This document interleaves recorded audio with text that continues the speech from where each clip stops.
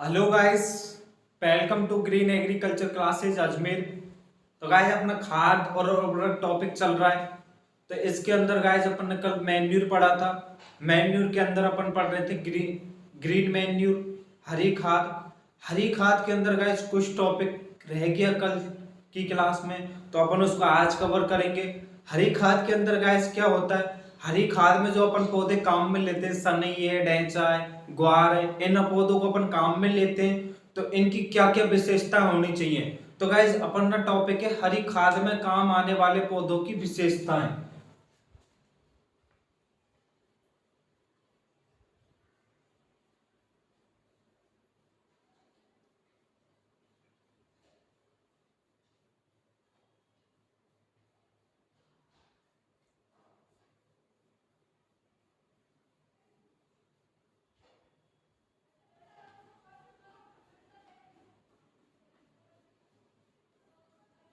तो गाइस हरी खाद में काम आने वाले पौधों की विशेषता क्या होनी चाहिए। तो गाइस जैसे हरी खाद में अपन पौधों को काम लेते हैं, तो उन पौधों का एक सबसे मेनली बात है, सामान्य तो वो पौधे लेग्यूमिनेसी परिवार के होने चाहिए, क्योंकि लेग्यूमिनेसी परिवार में नाइट्रोजन स्थिरीकरण सर्वाधिक करते हैं। तो नंबर 1 पॉइंट है लेग्यूमिनेसी परिवार के होने चाहिए। और नंबर दूसरा पॉइंट है जो भी पौधे हैं उनका जीवन चक्र कम होना चाहिए, 4 से 6 सप्ताह तक ही होना चाहिए, क्योंकि अधिक समय नहीं मिलेगा, क्योंकि दूसरी क्रॉपिंग भी अपने को खेत के अंदर करनी पड़ेगी। तो उसके लिए अपने को उचित जीवन चक्र कम होना चाहिए, पौधों का 4 से 6 सप्ताह तक जीवन चक्र होना चाहिए। कम समय में अधिक वानस्पतिक वृद्धि होनी चाहिए, क्योंकि वानस्पतिक वृद्धि अधिक करेगा तभी तो वो उसमें पत्ती है, नाइट्रोजन स्थिरीकरण अधिक होगा। वानस्पतिक वृद्धि अधिक कारण पत्ती अधिक होंगी, तो हरी खाद अत्यधिक मात्रा में बनेगी। तो गाइस ये पॉइंट है कुछ। तो पहला पॉइंट है जीवन चक्र कम।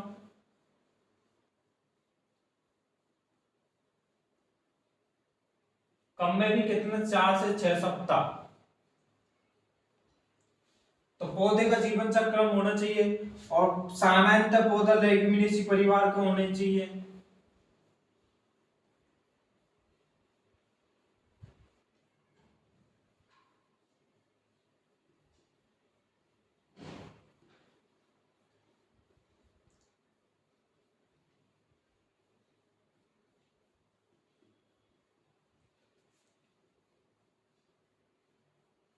सामान्यतः पौधे लेग्यूमिनेसी परिवार का होना चाहिए, और कम समय में अधिक वानस्पतिक वृद्धि।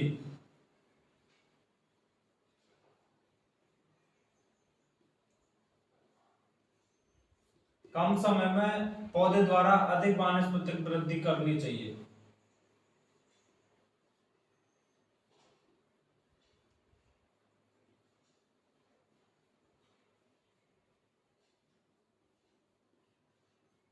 ठीक है, तो ये विशेषता है हरी खाद बनाने वाले पौधों की, कि एक तो समय कम लगना चाहिए, जीवन चक्र कम होना चाहिए, कम समय में अधिक वानस्पतिक वृद्धि होनी चाहिए, और पौधा सामान्यतः लेग्यूमिनेसी परिवार का होना चाहिए। लेग्यूमिनेसी परिवार के क्यों होना चाहिए, क्योंकि लेग्यूमिनेसी परिवार में नाइट्रोजन स्थिरीकरण सर्वाधिक होता है। अब गाइस आता है अपना ढैंचा। ढैंचा का बॉटनिकल नेम है गाइस सेसबेनिया रोस्टाटा।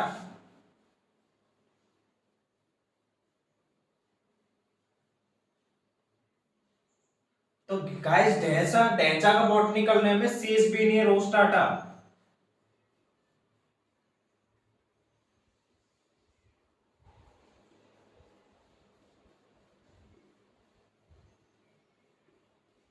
तो गाइस ये पौधा अपन ने क्यों चुना है, हरी खाद के लिए क्यों उपयुक्त माना जाता है, इसकी कुछ खासियत होगी तभी तो ये उपयुक्त माना जाता है। तो गाइस ढैंचा की सबसे इंपॉर्टेंट खासियत है यह जड़ तथा तने द्वारा नाइट्रोजन स्थिरीकरण करता है। जड़ से भी करता है, तने से भी नाइट्रोजन स्थिरीकरण करता है। तो इसलिए इसको अपन ने उपयुक्त माना है ढैंचा को। जड़ तथा नाइट्रोजन स्थिरीकरण तने तथा जड़ द्वारा नाइट्रोजन स्थिरीकरण करता है। इसका उपयोग दक्षिण भारत के अंदर किया जाता है हरी खाद बनाने में, क्योंकि हरी खाद ही पड़ रहे, तो हरी खाद बनाने में दक्षिण भारत के अंदर इसका उपयोग किया जाता है। और इसके उपयोग से गाइस क्या होता है, लवणीय तथा क्षारीय मृदाओं को सुधारा जाता है। लवणीय तथा क्षारीय मृदाओं को सुधारा जाता है इसके उपयोग से, हरी खाद से।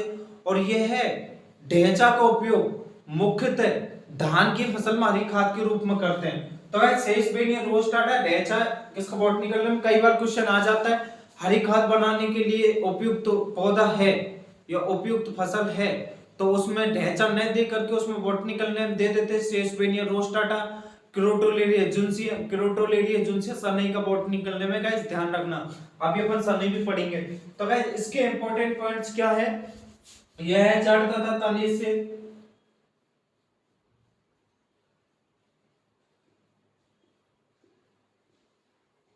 नाइट्रोजन स्थिरीकरण करता है गाइस।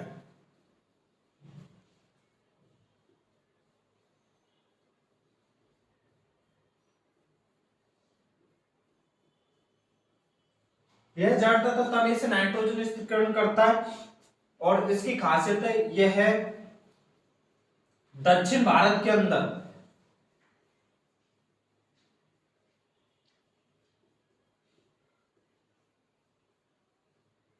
में उपयोग किया जाता है।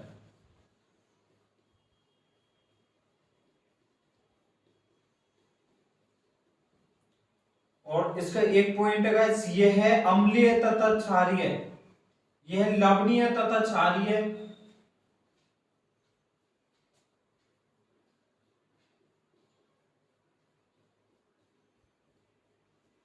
मृदाओं को सुधारने का कार्य भी करता है।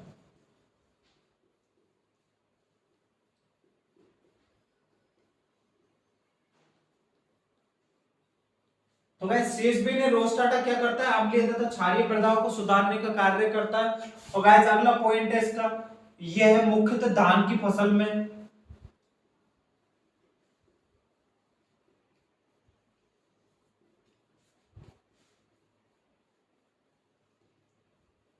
हरी खाद के रूप में उपयोग किया जाता है।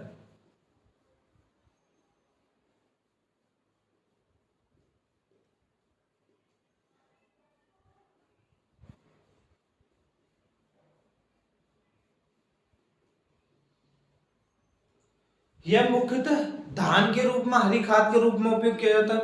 तो गाइस ये कुछ इसकी विशेषता ढांचा की, इस वजह से अपन इसको सर्वोत्तम मानते हैं हरी खाद के लिए। कारण यही है क्योंकि ये जड़ तथा तने से नाइट्रोजन स्थिरीकरण करता है और इसको लवणीय तथा क्षारीय मृदाओं को सुधारने में इसका उपयोग किया जाता है।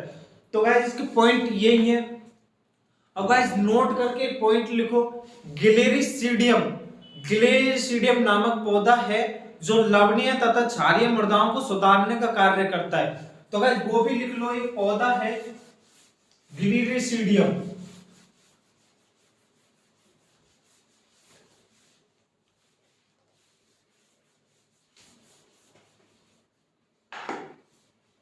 नोट करके गाइस एक पॉइंट लिखो,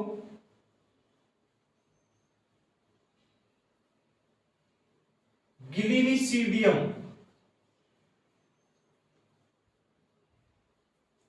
गिलेरिसीडियम नामक पौधा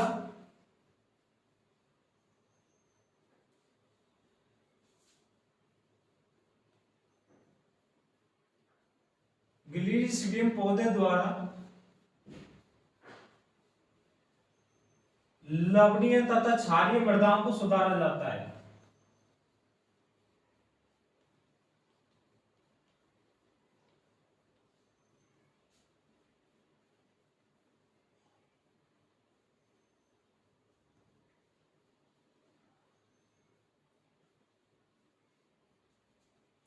गिलेरिसीडियम नामक पौधा है जिसके द्वारा लवणीय तथा क्षारीय मृदाओं को सुधारा जाता है। इंपॉर्टेंट है, ध्यान रखना, कई बार क्वेश्चन पूछा जा चुका है इससे। बता दो जेट पीडीपीजी में से क्वेश्चन पूछा है और जेट के अंदर इससे क्वेश्चन पूछा गया है। तो गाइस ध्यान रखना, जेट पीडीपीजी के अंदर जो भी एमएससी के लिए क्वालिफाई एग्जाम होते हैं, इंटरेस्ट एग्जाम होती है, जेट पीडीपीजी उसमें इसका क्वेश्चन आया हुआ है। तो गाइस ये चीज आप ध्यान रखना। और गाइस बता दूं, अगला है क्लोटोलेरिया जुन्सिया सनई।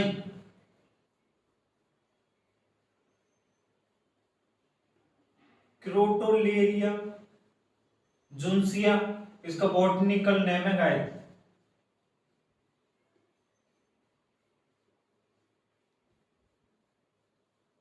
क्रोटोलेरिया जुन्सिया इसका बॉटनिकल नेम है गाइस। क्रोटोलेरिया जुन्सिया का उपयोग शुष्क मृदाओं में किया जाता है। अब गाइस शुष्क मृदा कहाँ पे, शुष्क मृदा बढ़ती है दक्षिण पश्चिम राजस्थान के अंदर, जहां शुष्क क्या होता है, जहां सर्दी ज्यादा पड़ती है उस क्षेत्र को शुष्क क्षेत्र बोलते हैं। तो यह दक्षिण पश्चिम के अंदर उपयोग किया जाता है। इसका यही दो ही पॉइंट है, शुष्क मृदाओं में उपयोग किया जाता है।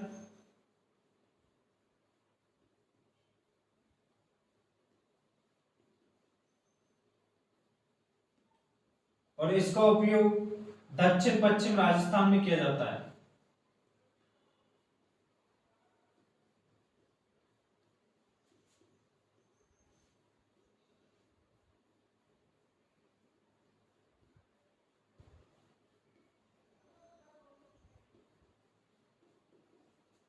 राजस्थान के शुष्क क्षेत्रों में किया जाता है।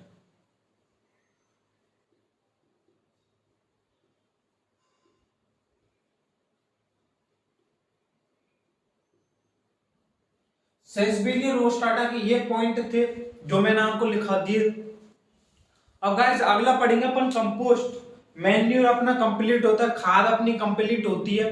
अगला पढ़ेंगे गाइस मैन्यूर, कंपोस्ट।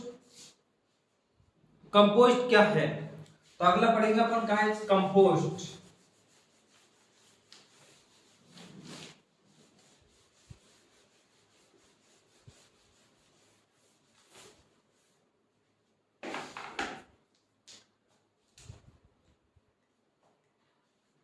तो गाइस कंपोस्ट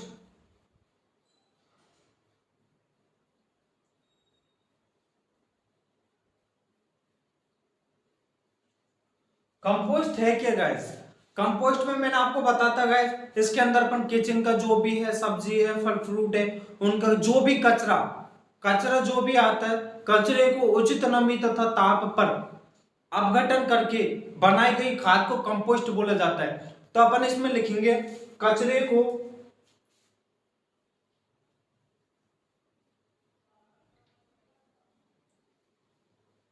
उचित नमी तथा ताप पर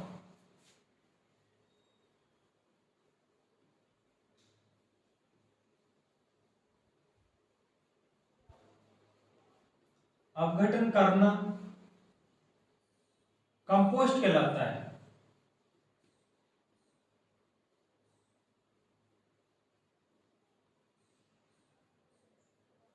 कचरे को उचित नमी तथा ताप पर अपघटन करना कंपोस्ट कहलाता है। अब गाइस इसके अंदर कंपोस्ट आते हैं, एक आता है शहरी कंपोस्ट,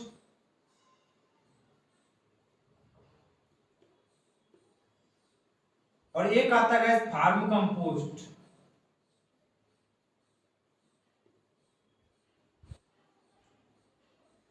तो गैस शहरी कंपोस्ट क्या, शहर के कचरे को अपघटन करना।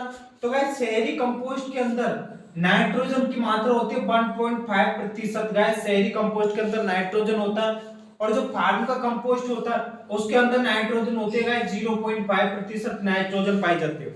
तो गैस शहरी कंपोस्ट में कितनी पाई जाती है 1.5%, और फार्म कंपोस्ट में पाई जाती है 0.5%। तो गैस ये इसके अंदर नाइट्रोजन पाई जाती है। अगला इसी के अंदर आता है गाइस वर्मी कंपोस्ट।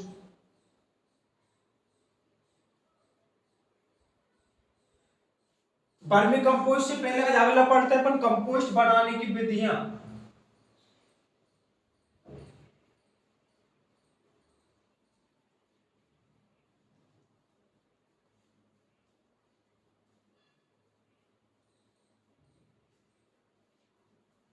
तो गाइस अगला पढ़ते हैं कंपोस्ट बनाने की विधियां। कंपोस्ट बनाने की विधियां कौन कौन सी है, तो गाइस पहली आती है इंदौर विधि। इंदौर विधि की खोज की थी गाइस अल्बर्ट होवर्ट नामक वैज्ञानिक ने। यह वायवीय दशा में होती है, और गाइस इसके अंदर वायवीय दशा क्या होती है, वायवीय दशा ये होती है, अपन जनरली देख सकते हैं गांवों के अंदर जब अपन गोबर को एकत्रित करते हैं ढेरी विधि के रूप में, तो वही विधि को अपन इंदौर विधि के नाम से जानते हैं। उसी को अपन देख सकते हैं गांवों के अंदर अपन ऐसे ही एकत्रित कर देते हैं, गोबर को ढेरी बना के इकट्ठा कर देते हैं। तो वो है गाइस इंदौर विधि, वो ही है। खोज की थी सीएन आचार्य ने, और पहली है गाइस इंदौर।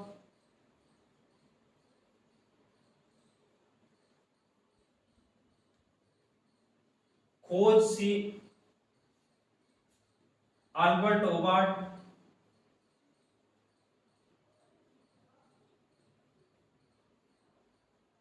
खोज की थी अल्बर्ट ओबार्ट ने वायवीय दशा होती है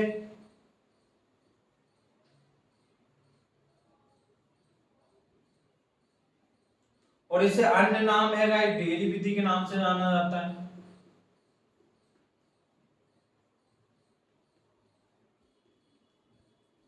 अब आती है गाइस अगली दूसरी बेंगलुरु विधि।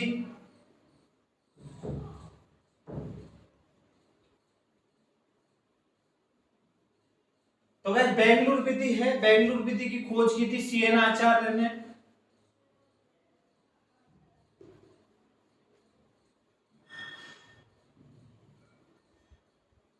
बेंगलुरु विधि की खोज की सीएन आचार्य ने, अवायवीय दशा में होती है।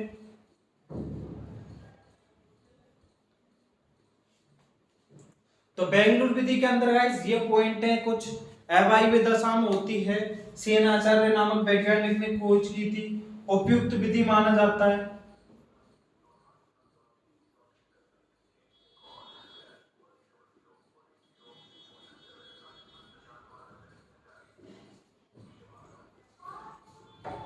उपयुक्त विधि कैसे माना जाता है गाइस, तो मैं बता दूं बेंगलुरु विधि क्या है।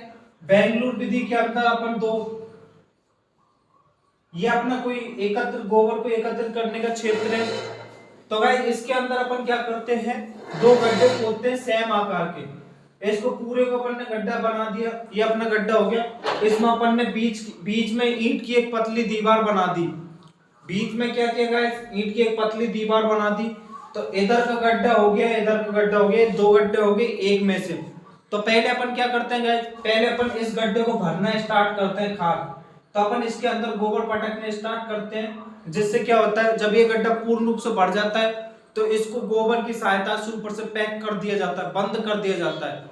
फिर ये गड्ढा जब बंद कर दिया जाता है, इस गड्ढे को फुल कंप्लीट भर दिया जाता है और इसको ऊपर से पैक कर दिया जाता है गोबर की सहायता से। फिर अपन इसके अंदर पटकना स्टार्ट करते हैं गोबर को।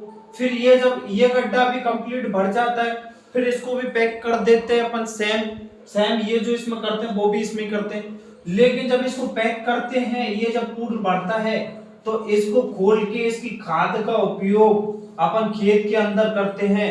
तो क्योंकि इसके अंदर वायु अनुपस्थित होती है, वायु अनुपस्थित होती है तो अवायवीय दशा में होता है। तो जब ये जो खाद होती है तो गाइस इसके अंदर न्यूट्रिएंट अधिक मात्रा में पाए जाते हैं, क्योंकि पूर्ण रूप से सड़ी हुई खाद बनती है। तो इस गड्ढे को खाली कर लेते हैं, फिर इसमें दोबारा से रिटर्न भरना स्टार्ट करते हैं। फिर जब ये भर के कंप्लीट हो जाता है तो इसको पैक करके फिर इसको निकाल लेते हैं। तो ऐसे गाइस अपन इसको करते रहते हैं। ये होती है बेंगलुरु विधि। और डेयरी विधि तो आप जानते हो गाइस, गांवों के अंदर अपन वैसी यूं ही डेयरी बना के गोबर को एकत्रित कर देते हैं, वो है गाइस डेयरी विधि, जो कि वायु आ रही है जा रही है लेकिन नीचे से कच्ची रखते हैं तो उसका कोई मकसद नहीं रहता है, उसमें न्यूट्रिएंट की मात्रा 0 होती है।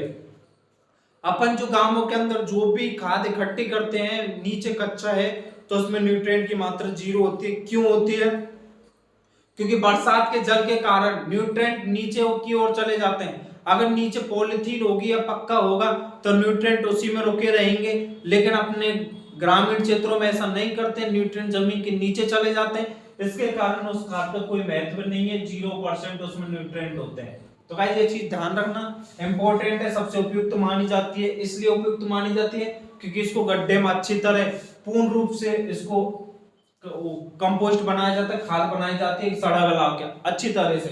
तो गाइस ये होती है बेंगलुरु विधि। गाइस एडको विधि की खोज की थी हर्चिसन व रिचर्ड नामक वैज्ञानिक ने। हर्चिसन रिचर्ड,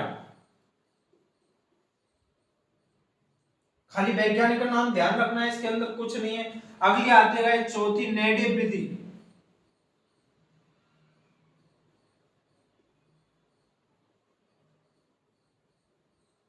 नेडिव विधि की खोज की थी गाइस महाराष्ट्र के नेडिव काका ने, एक किसान है महाराष्ट्र के किसान नेडेप काका।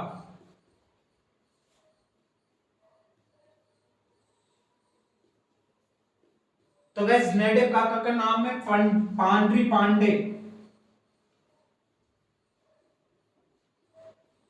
इसको इसी के नाम से, नेडेप काका के नाम से नेडेप विधि को जाना जाता है।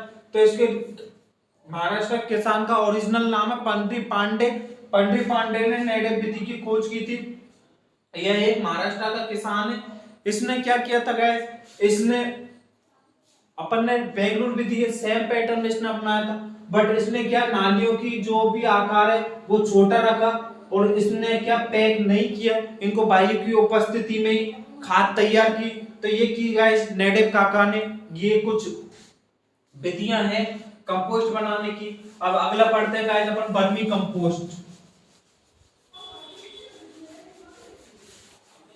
वर्मी कंपोस्ट क्या है गाइस, वर्मी कंपोस्ट अपन पढ़ते हैं अभी। वर्मी कंपोस्ट का क्या है, केंचुए द्वारा तैयार की गई खाद को वर्मी कंपोस्ट बोला जाता है। तो वर्मी कंपोस्ट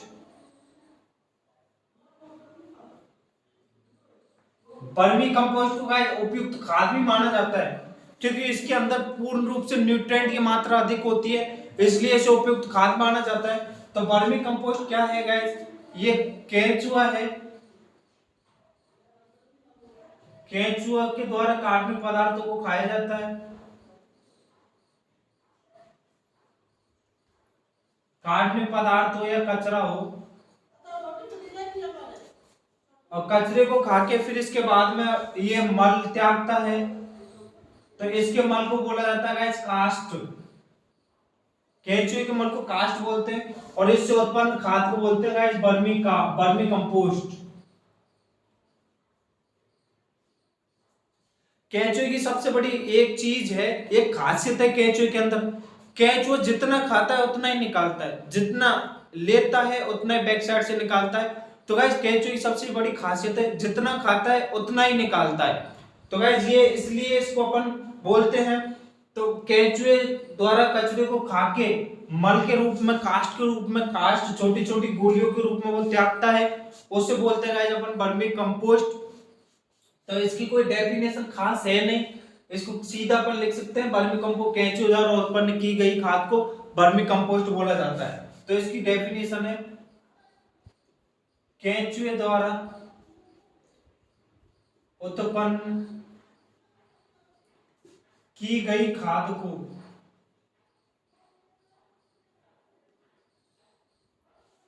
वर्मी कंपोस्ट कहा जाता है।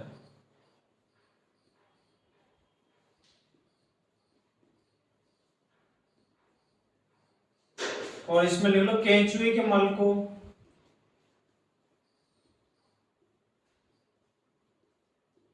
कास्ट कहा जाता है।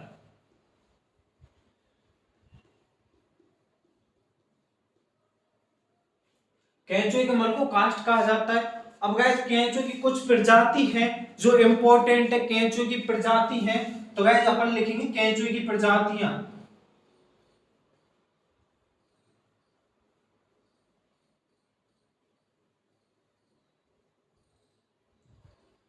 तो गाइस केंचुए की प्रजाति कौन सी, पहली है एपीजी की, एपीजिक। दूसरी है गाइस एंडोजिक, और गाइस तीसरी है आइसिनिया फोइटिडा।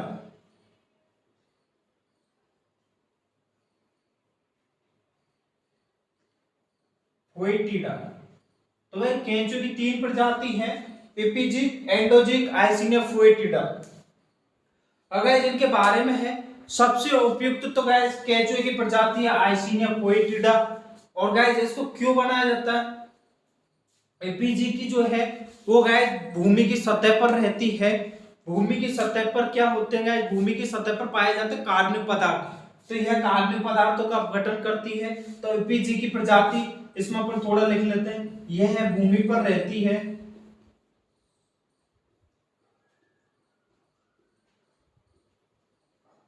यह भूमि पर रहती है और यह कार्बनिक पदार्थों का अपघटन करती है।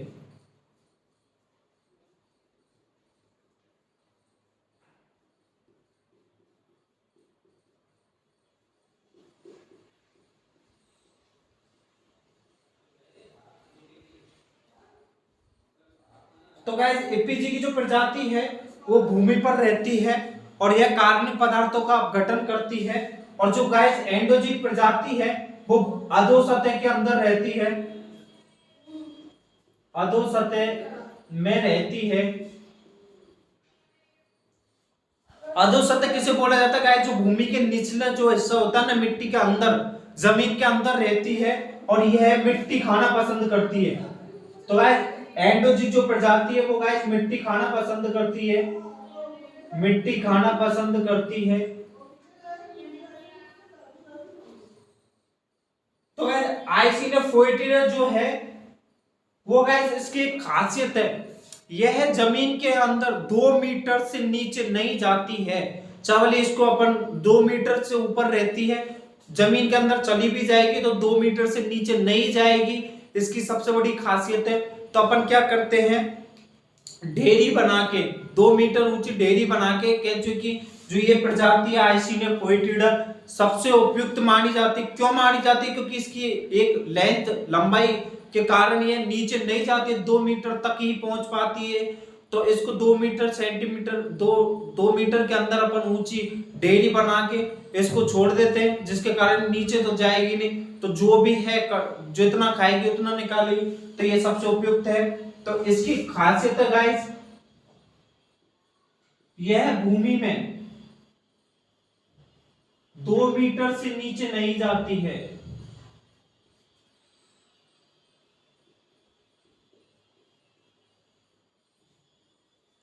तो गाइस भूमि में 2 मीटर से नहीं जाती है। तो इसको बनाते कैसे वर्मी कंपोस्ट को? तो गाइस मैं थोड़ा सा बता दूं वर्मी कंपोस्ट को कैसे तैयार किया जाता है। ये अपना कोई खेत है या अपन जो भी स्थान मानते हैं, ऐसा कोई स्थान है अपना, इसके अंदर गाइस अपन को तैयार करनी है आइसिना फोएटिडा से उपयुक्त है। क्योंकि और तो क्या, एंडोजीन तो मिट्टी खाती है, तो अपन को मिट्टी से तैयार करने, यह भूमि की सतह पर होती है जो कार्बनिक पदार्थ खाना पसंद करती है। अब गाइस जो भी अपने पास गोबर आता है उसके अंदर कार्बनिक पदार्थ होते हैं, लेकिन पूर्ण मात्रा में थोड़ी होते पूरे, तो ये तो गाइस कार्बनिक पदार्थ ही खाती है। तो गाइस जो अपन आइसिना फोएटिडा, तो इसके अंदर अपन करते क्या है, ऐसे बेड बना लेते हैं मिट्टी के ऊपर ही, नीचे कुछ बिछा देते हैं पॉलिथीन वगैरह, और ऐसे अपन बेड बना लेते हैं।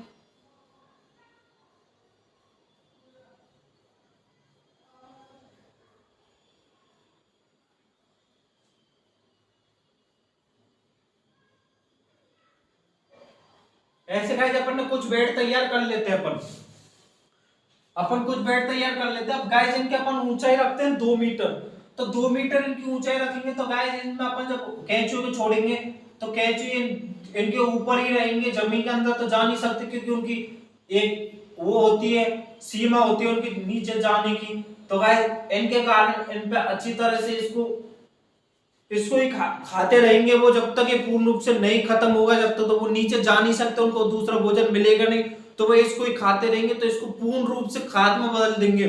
अब गाइस जब इसको पूर्ण रूप से खाद के अंदर बदल देते हैं तो गाइस जब वो तो इसमें मिक्स ही रहेंगे, तो उनको अलग कैसे करते हैं? तो गाइस अपन इन क्यारियों के बीच में जो भी अपन ढेरी बनाते हैं उनके बीच में अपन खाली स्थान रखते हैं। तो ये खाली स्थान क्यों रखते हैं?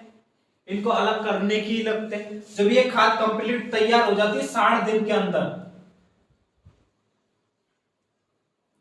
वर्मी कंपोस्ट आइसिना फोएटिडा से बनाने के लिए 60 दिन का समय लगता है। 60 दिन के समय के अंदर जब ये खाद कंप्लीट तैयार हो जाती है तो गाइस जो ये नापन ने जो स्थान छोड़ा है इनके अंदर अपन न्यू गोबर ऐड कर देते हैं।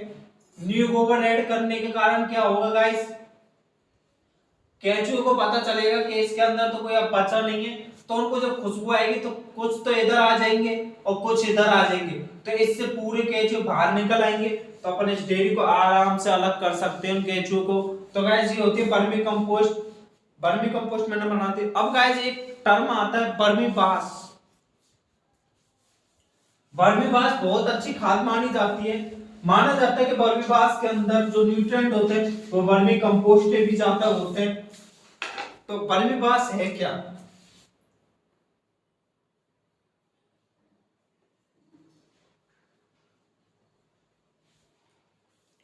वर्मी बास पढ़ने से पहले अपना जो चलता है मोटिवेशन कोड आज भी अपन ने तैयार किया है। और जो मोटिवेशन कोड है वो जहां तक है मेरे को मोटिवेट करने के लिए मेरे बड़े भाई ने सेंड किया था, तो मेरे को अच्छा लगा, इस वजह से मैं उसको आपको भी सुनाना चाहता हूँ आपका बड़ा भाई बन के। तो मेरे बड़े भाई ने कुछ ऐसे किया है, मोटिवेशन कोड है। तो आज का मोटिवेशन कोड है, सामने हो मंजिल तो रास्ते मत तोड़ना, जो भी हो मन में वह सपने मत तोड़ना। कि सामने हो मंजिल तो रास्ते ना मोड़ना, जो भी हो मन में वह सपने ना तोड़ना। कदम कदम पर मिलेंगी मुश्किलें, कदम कदम पर मिलेंगी मुश्किलें आपको, बस सितारे चुनने के लिए जमीन मत छोड़ना। तो गाइस ये मोटिवेशनल कोड आपके लिए है। आपको बहुत मुश्किलों का सामना करना पड़ेगा, बट आपको जमीन नहीं छोड़नी है। ऐसा नहीं करना है कि आपने थोड़ा पढ़ लिया और हवा में हो जाए कि हमें तो ये आ गया, हम तो ये सीख गए, इतना जानते हैं, ये करते हैं। किसी टीचर से जाके बहस करने लग गए, तुम्हें क्या आता है, कुछ नहीं आता, ये वो। तो ऐसे गाइस अपन को नहीं करना है। अपने को अपनी हद में रहना, जमीन पे ही रहना, क्योंकि ऊपर उड़ने वाले एक बार नीचे जरूर गिरते हैं। तो ये गाइस ध्यान रखना, ऊपर फेंकी हुई वस्तु नीचे जरूर आके गिरती है, तो ये चीज ध्यान रखना। अब गाइस अपना टॉपिक चला वर्मी पास। वर्मी पास है क्या, नाम से पता चल रहा, वर्मी कंपोस्ट। तो गाइस क्या है वर्मी पास? वर्मी कंपोस्ट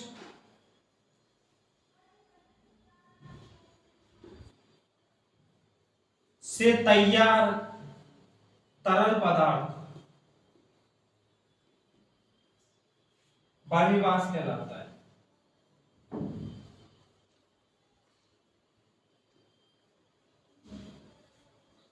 अब गाइस अपन ने बोल तो दिया वर्मी कंपोस्ट से तैयार तरल पदार्थ वर्मी पास कहलाता, बट है कैसे, कैसे कहलाएगा? तो इसके अंदर गाइस अपन कुछ करते हैं, बताता हूं मैं आपको ये कैसे कहलाएगा। तो अपन इसके अंदर 3 मटके लेते हैं। गाइस इमेजिन करना ये मटका ही है और कुछ नहीं है। थोड़ा बड़ा बनाते हैं। वर्मी पास की डेफिनेशन तो हो गई।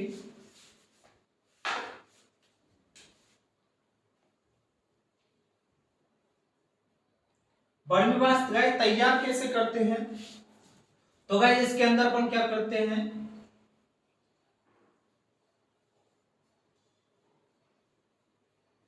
तीन मटके लेते हैं गाइस।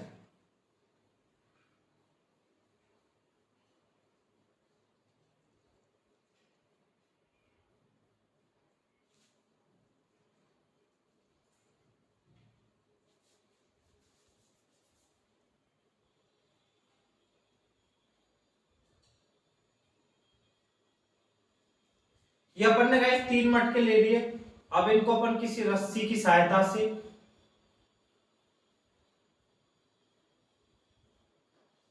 इन तीनों मटकों को गाइस किसी रस्सी की सहायता से अपन ने लटका दिया।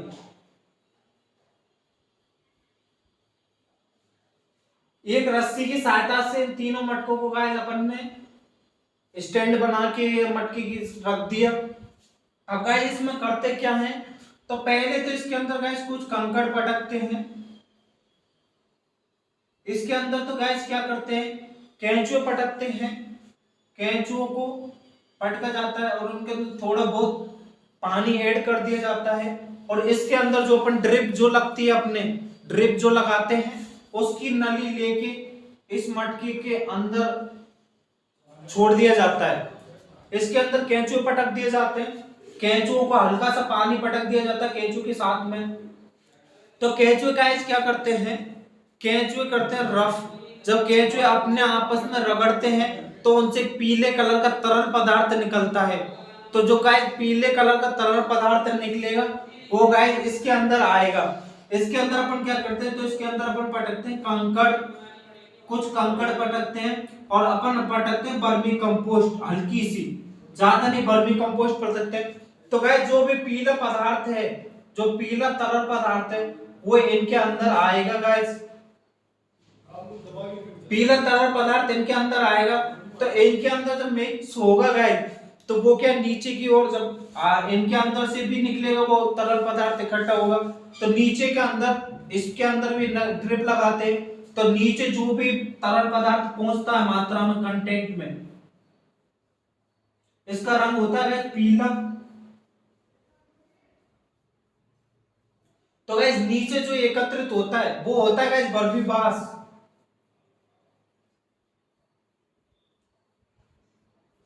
नीचे जो एकत्रित होता है वो होता है गाइस बर्फीबास। तो इसको प्रक्रिया को अपन बोलते हैं बर्फीबास तैयार ऐसे की जाती है, 3 मटकों को सेम साइज के मटके लेके तीनों को ऊपर नीचे लटका दिया जाता है, जिसके कारण पहले के अंदर केंचुए रख दिए जाते हैं और हल्का सा पानी कर दिया जाता है। केंचुए को आप एक काम करना, केंचुए जो जानते हैं आप बरसातों के अंदर जो भी अपने गांव में गिड़े जिसे बोलते हैं, उनको एक पेपर पे लेना, सफेद पेपर के ऊपर रखना, 2 केंचुए लेके सफेद पेपर के ऊपर रखना और उनको देखना जब वो चलेंगे ना तो एक पीले कलर का तरल पदार्थ निकलेगा, वो ही है गाइस बर्फीबास। तो इसके अंदर अपन केंचुए को रखते हैं, हल्का पानी छोड़ते हैं, ऊपर एक ड्रिप लगाते हैं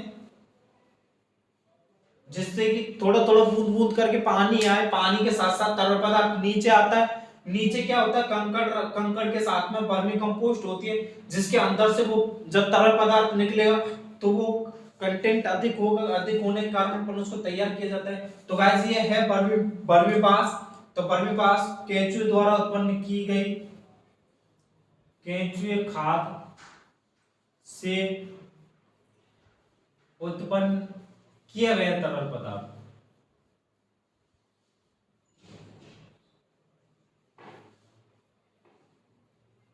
वो कहलाता है बर्मीबास।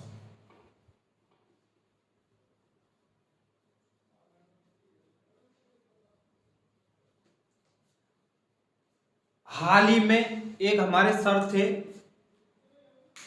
सर का नाम है डॉक्टर श्रवण कुमार, जयपुर के रहने वाले, चौबनेर के। हाल ही के अंदर राजस्थान का वर्मी कंपोस्ट अवार्ड उनके फादर को मिला है, उन्होंने स्टार्ट किया था। वो हमें पढ़ाते थे, जब हम जेट की तैयारी कर रहे थे तो हमें उन सर ने हमको पढ़ाया। श्रवण कुमार यादव, श्रवण कुमार सर है उनका नाम, डॉक्टर है, पीएचडी कर रहे एमपीयूटी से। उन्होंने 12th की किताब में जो बुक 12th की बुक में जो लेसन है वर्मी कंपोस्ट वाला, उनके खुद के हाथों से रिटर्न लेसन है, वो खुद ने लिखा उस किताब के अंदर। उनका नाम है श्रवण कुमार श्रवण कुमार और उनका यूट्यूब चैनल भी है। तो गाइस उसमें अगर आप जानना चाहते हो, एक अखबार में पोस्ट भी आई थी उनके लिए, गोबर को बनाया गुड़। आज उनकी इनकम है 1 साल की, अपन बात करें तो 1 साल की इनकम है गोबर से 2 करोड़ रुपए लमसम, 1 साल की इनकम है उनकी। तो गाइस आपको अगर अच्छी तरह से देखना है कैसे तैयार होता है, आपको बिजनेस स्टार्ट करनी है तो गाइस आप वहां से देख सकते हैं। लेकिन वर्मी कंपोस्ट ऐसे तैयार होता है, अपन यहाँ पढ़ते हैं। अब आगे अपन पढ़ते हैं, अपन ने पढ़ ली थी स्थूल खाद, अपनी पढ़ ली थोड़ी सांद्रित खाद बच रही है, खलियां, हड्डी चूरा ये बच रही है, तो अपन पढ़ लेते सांद्रित खाद। तो कंपोस्ट कंप्लीट हो गया गाइस अपना सांद्रित खाद।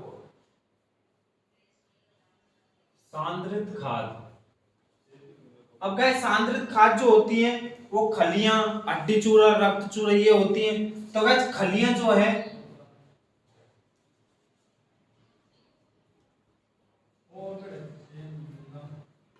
खलियां जो है यह 2 प्रकार की होती हैं, यह 2 प्रकार की होती हैं।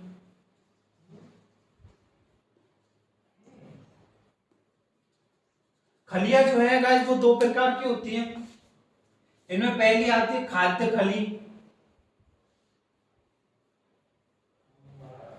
और दूसरी आती है गाइस अखाद्य खली।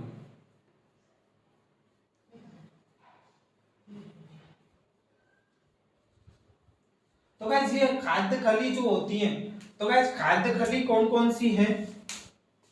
तो खाद्य खली है गाइस, पहली है कुसुम,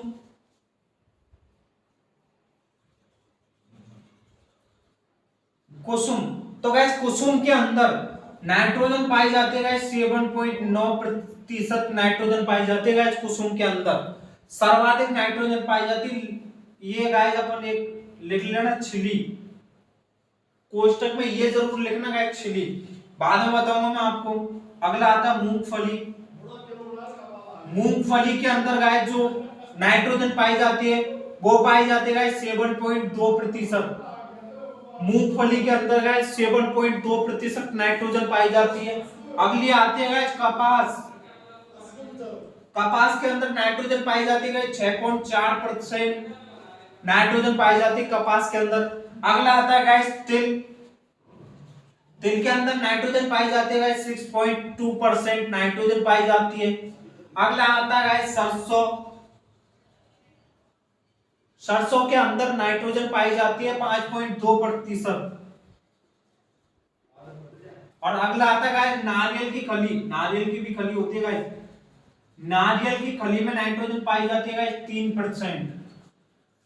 तो गाइस कुसुम में पाई जाती है 7.9%, मूंगफली में पाई जाती है 7.2%, कपास में पाई जाती है 7.4%, तिल में पाई जाती है 6.2% और सरसों में पाई जाती है 5.2% और नारियल में पाई जाती है गाइस 3%।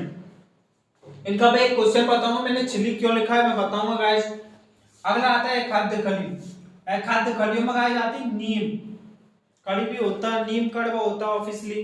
तो नीम की खली के अंदर नाइट्रोजन पाया जाता है गाइस 5.2% नाइट्रोजन पाया जाता है नीम के अंदर। नीम के बाद आता है गाइस अरंडी। अरंडी के अंदर नाइट्रोजन पाया जाता है 4.2% नाइट्रोजन पाई जाती है। खाद्य खली के अंदर आते हैं जिनको खाने के काम नहीं लिया जाता है उन्हें बोलते हैं गाइस खाद्य खली। अगला आता है गाइस करंज। करंज के अंदर नाइट्रोजन पाई जाती है 3.9% नाइट्रोजन पाई जाती है करंज के अंदर। और गाइस अगला आता है महुआ। महुआ के अंदर नाइट्रोजन पाई जाती है 2.5%। 2.5% महुआ के अंदर नाइट्रोजन पाई जाती है। तो गाइस ये है खलियां, खाद्य खली, खाद्य खली, अखाद्य खली। तो अखाद्य खली में 4 है, खाद्य खली में ये है। तो गाइस मैंने ये छिड़ी हुई क्यों लिखा, अगर क्वेश्चन में आता है सर्वाधिक नाइट्रोजन कौन सी खली में पाई जाती है और ऑप्शन में आता है कुसुम, मूंगफली, अरंडी या तिल, तो गाइस उसका आंसर जाएगा मूंगफली। क्यों जाएगा, क्योंकि गाइस मूंगफली इसलिए जाएगा अगर क्वेश्चन आता है कुछ ऑप्शन में ये दे देता है कुसुम, तो कुसुम के आगे लिख देता है छिली हुई कुसुम, तो छिली हुई कुसुम में सर्वाधिक जाती है। अगर नॉर्मल कुसुम आता है तो आंसर अपना मूंगफली जाएगा। अपन इसका एक क्वेश्चन भी सॉल्व कर लेते हैं जिससे ध्यान रहे आपको। छिली हुई कुसुम में सर्वाधिक होते हैं नेगी कुसुम में।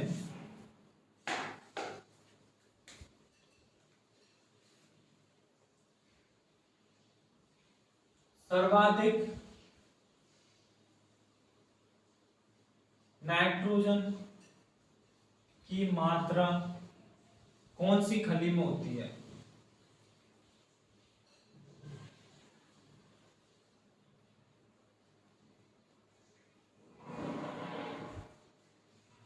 ऑप्शन है गाइस, पहला ही ऑप्शन है कुसुम,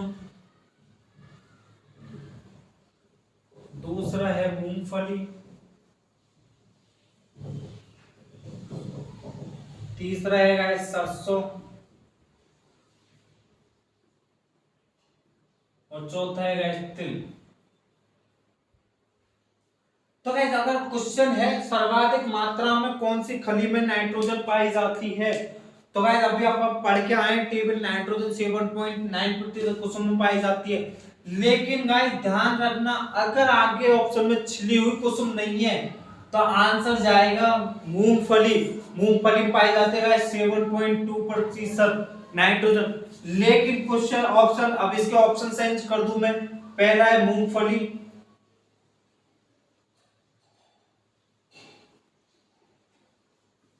कुसुम और आगे लिखा है छिली।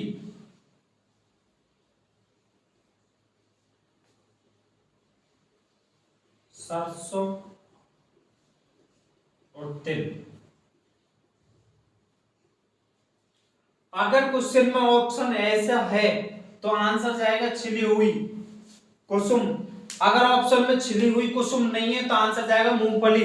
जेड 2018 के अंदर एक क्वेश्चन पूछा गया है, सर्वाधिक नाइट्रोजन किसकी खली में पाई जाती है? उसके अंदर गाइस कुसुम था, छिली हुई कुसुम नहीं था, तो उसका आंसर माना था गाइस मूंगफली। तो गाइस आपको ध्यान रखना है, अगर कुसुम छिली हुई आती है तो आंसर छिली हुई जाएगा, नहीं आती है तो मूंगफली जाएगा। ये गाइस कुछ खाद्य खलियां थी। अब गाइस अपन पढ़ते अन्न, रक्त खाद है, रक्त चूरा है, उनके बारे में भी पढ़ते हैं, कितने परसेंट नाइट्रोजन होती है। तो गाइस अगला आता है रक्त चूरा। रक्त चूरा, ये गाइस रक्त चूरे खाद होती है रक्त चूरा। इसके अंदर कितने प्रतिशत नाइट्रोजन पाई जाती है? तो गाइस इसके अंदर पाई जाती है 10 से 12% नाइट्रोजन। ये चीज गाइस ध्यान रखना, इंपॉर्टेंट है, पूछे जाते हैं रक्त चूरे के अंदर कितने परसेंट नाइट्रोजन पाई जाती है। तो 10 से 12% नाइट्रोजन पाई जाती है रक्त चूरे के अंदर। अगला आता है गाइस मीट मील। मीट क्या बोलते हैं गाइस? मांस को बोलते हैं मीट मील। तो मीट मील के अंदर नाइट्रोजन कितने परसेंट पाई जाती है? तो गाइस मीट मील के अंदर नाइट्रोजन पाई जाती है 10 से 11% नाइट्रोजन पाई जाती है मीट मील के अंदर। अगला आता है गाइस हड्डी चूरा। हड्डी चूरे के अंदर गाइस नाइट्रोजन तो 1 से 2% पाई जाती है। हड्डी चूरा, हड्डी चूरे के अंदर 1 से 2% नाइट्रोजन पाई जाती है और 25 से 30% फास्फोरस पाया जाता है।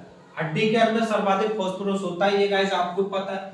अगला आता है गुआना पक्षी। गुआना पक्षी की खाद। तो गाइस गुआना पक्षी की खाद में नाइट्रोजन होती है 7 से 8% तो नाइट्रोजन होती है गुआना पक्षी की खाद में, और 11 से 14% होती है गाइस फास्फोरस। ये चीज गाइस ध्यान रखना, ये अखाद्य उसमें ही आती है सांद्रित खाद के अंदर। तो गाइस इंपॉर्टेंट है, कहीं ना कहीं क्वेश्चन पूछे गए इनसे। रक्त खाद, रक्त चूरे के अंदर आते हैं 10 से 12% नाइट्रोजन, मीट मील के अंदर आते हैं 10 से 11%, हड्डी चूरे के अंदर आती है 1 से 2% नाइट्रोजन और 25 से 30% फास्फोरस। गुआना पक्षी के आते हैं 7 से 8% नाइट्रोजन, 11 से 14% फास्फोरस। अब गाइस कुछ नोट डाल के लिखो, एजो कंपोस्ट किसे बोला जाता है?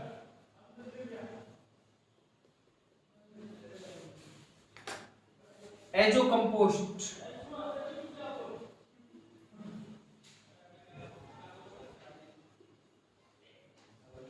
एजो कंपोस्ट किसे बोला जाता है गाइस?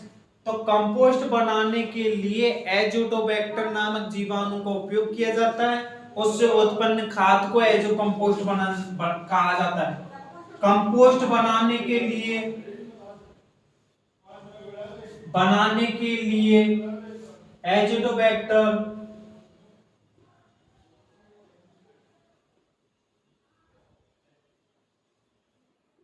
एजोटोबैक्टर नामक जीवाणु काम में लिया जाता है, काम में लिया जाता है। जिससे उत्पन्न खाद एजो कंपोस्ट कहलाती है। तो गाइस एजो कंपोस्ट किसे बोला जाता है? कंपोस्ट बनाने के लिए एजोटोबैक्टर नामक जीवाणु काम में लिया जाता है, जिससे उत्पन्न खाद को एजो कंपोस्ट बोला जाता है। अगला आता है सुपर कंपोस्ट। सुपर कंपोस्ट, तो गाइस सुपर कंपोस्ट क्या है? कंपोस्ट बनाने के लिए एसएसपी काम में लिया जाता है।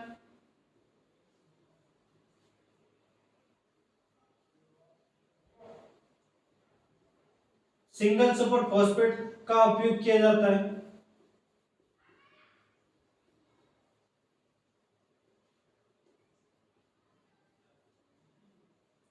तो गाइस ये चीज ध्यान रखना, सुपर कंपोस्ट क्या है? कंपोस्ट बनाने के लिए एसएसपी का उपयोग किया जाता है, उसे सुपर कंपोस्ट बोलते हैं। एजो कंपोस्ट क्या? कंपोस्ट बनाने के लिए एजोटोबैक्टर नामक जीवाणु का उपयोग किया जाता है, उसे एजो कंपोस्ट बोला जाता है। तो आज का गाइस टॉपिक अपना है कंपोस्ट कंप्लीट।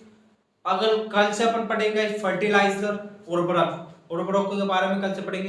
तो गाइस वीडियो को लाइक शेयर सब्सक्राइब जरूर करें और ज्यादा से ज्यादा वीडियो को शेयर करें, ज्यादा से ज्यादा चैनल को सब्सक्राइब भी कर लें और लोगों तक जरूर पहुंचाएं गाइस। हम आपकी सेवा में हाजिर हैं, आप जैसा चाहो वैसा करो, लेकिन आप पढ़ाई पे ध्यान दो गाइस, पढ़ना पड़ेगा जेट में अगर आज सिलेक्शन लेना है तो गाइस। ठीक है, मिलेंगे अगली क्लास में। नेक्स्ट क्लास अपनी होगी फर्टिलाइजर, कल लगभग अपन कंप्लीट कर लेंगे। वैसे थोड़ा लेंथी तो है फर्टिलाइजर, लेकिन देखते हैं कल कवर कर लेंगे अपन जहां तक है कंप्लीट। तो मिलेंगे गाइस अगली क्लास में, तब तक के लिए बाय।